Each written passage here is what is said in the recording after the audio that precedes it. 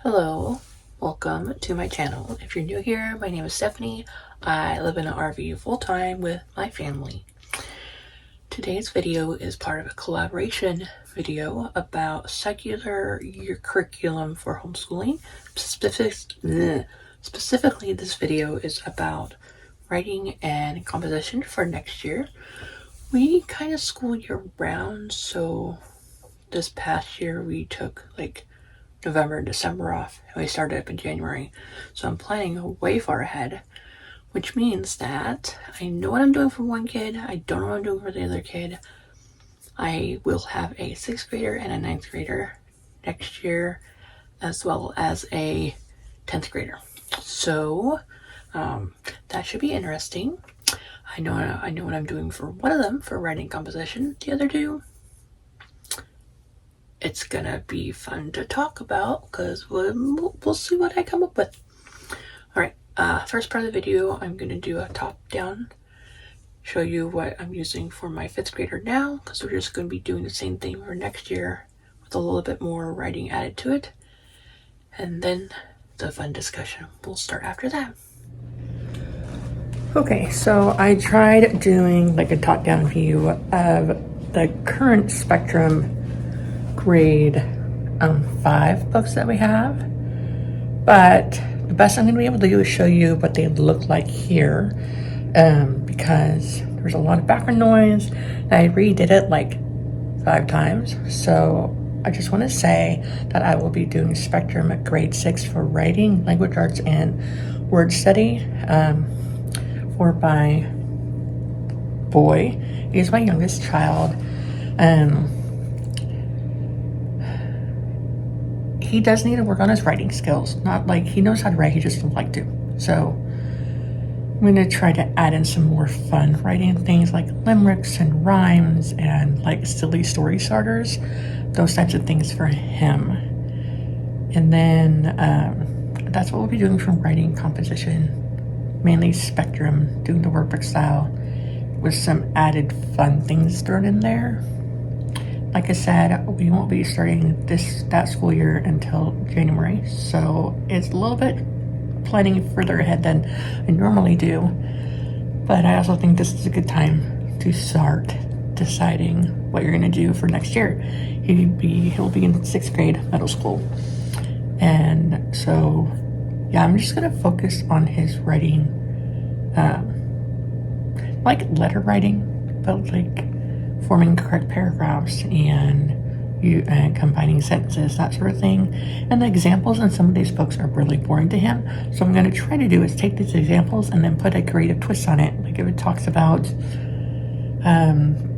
like a personal narrative, maybe a funny thing about him playing in the mud as a personal narrative instead of like going to school for the first time, or something to be a little more entertaining to a 10-year-old, which by this time next year, he'll be 11. So that's what we're going to be doing for my 10-year-old. Okay, so next I'm going to talk about the girls. I have one that'll be 9th grade and then one that'll be 10th grade. And even though they're only a year apart, I will be approaching their schooling quite differently from each other. So I'm going to change positions real quick, or locations anyway, and I will talk about what that looks like. Alright, it's really late night, and I thought I would have more chatty stuff to add, but I think I've narrowed it down to one of 3 options for my younger of the two, my 9th grader next year. She will be completing Spectrum Writing and Language Arts grade 8 this year. So next year, I think I'm gonna do like either Learning Language Arts or Literature book, or I might give her like 4 novels I want her to read over the course of the year and do like the study guide on them. And then depending on the type of book that is, I'll give her assigned writing responses to them. I want her to have an example of a persuasive essay, a comparative essay, and then a personal narrative. She does like to write, but as long as it's interesting. So we are working on how to form a proper paragraph. Her stories and such she writes is just one big long paper without forming paragraphs, but I'm pretty confident by the end of 8th grade year we'll be good on that. Now for my other one, it's a little different because they've gone to homeschooling and then back to public school, and now they're going to be coming out of public school again the next month or two and finishing up 9th grade, and then in January start 10th grade. That one doesn't take instruction and constructive criticism as well as others. So I'm going to need something that lays it out, which they need to do day by day. So I think I'm going to do, I have a couple ideas here. I could do one of the Write Shop levels, but they really do like reading. So that's what I was thinking, learning language arts through a literature, whatever book level that would be. I don't know. I am looking forward to seeing what other curriculum choices this playlist has, because I feel like I'm pretty confident that by the time June or July rolls around, whatever I talked about in this video might change, because that's just the way the cookie crumbles with my kids. Figure out what they're going to do, we talk about it, we look at it, we decide it, and like 4 months in, they've changed their mind. So at least I got one kid narrowed it down. So yes, this video is in a playlist.